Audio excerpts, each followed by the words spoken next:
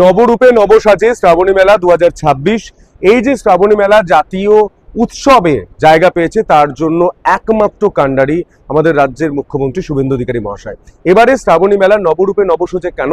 কারণ গোটা যে রোড আপনি পাচ্ছেন, যে রাস্তায় আপনি হেঁটে আসছেন, জল ডুবিয়ে আপনি নিমাই তীর্থ ঘাট থেকে আসছেন, সেখান থেকে তারকেশ্বর মন্দির পর্যন্ত 4টি বড় বড় সেবা শিবির এবং তার সঙ্গে 16টি সহায়তা কেন্দ্র, যে সহায়তা কেন্দ্রে আপনি মেডিকেল ট্রিটমেন্ট পাবেন, যে সহায়তা কেন্দ্র থেকে আপনি সমস্ত রকম সহায়তা পাবেন। তাছাড়াও একটা বড় কন্ট্রোল রুম যেখান থেকে মানুষের সুবিধা হয়। এবং মানুষের সব থেকে বড় অভিযোগ ছিল রাস্তা। সেই রাস্তার দিকে আমরা ধ্যান দিয়েছি এবং রাস্তাটা যাতে সুন্দরভাবে তৈরি হয় পিডব্লিউডি দায়িত্ব নিয়েছে এবং কেএমডি এর তরফ থেকে নিমাই তীর্থ ঘাট সহ আরও যে ঘাট, সেই ঘাটগুলো তৈরি করা হচ্ছে এবং সেখানকার বিধায়ক দিলীপ বাবু পুরো বিষয়টার উপর নজর রাখছেন।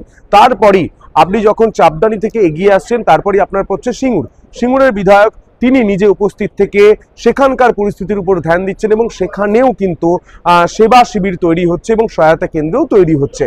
তারপরে আপনি হরিপাল পেরোচ্ছেন, হরিপালেও রাস্তা এবং সেবা শিবির, তার সঙ্গে সহায়তা কেন্দ্র দেখছেন হরিপালের বিধায়িকা মধুমিতা দি। এবং তারপর আপনি যখন তারকেশ্বরে প্রবেশ করছেন, তারকেশ্বরের জন্য এবারে বিরাট চমক রয়েছে।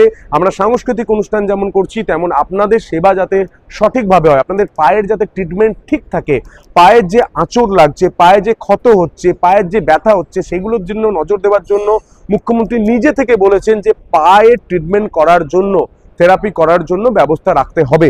এবারের মেলাটা সত্যি নবরূপে নবসাজে, আপনারা প্রত্যেকেই আসুন এবং একাধিক চমক রয়েছে। সেই চমক দেখার জন্য আপনাকে শ্রাবণী মেলা শুরু হচ্ছে 18 তারিখ থেকে, জলযাত্রা শুরু হচ্ছে, কিন্তু তার আগে 14 তারিখ মুখ্যমন্ত্রী আসছেন।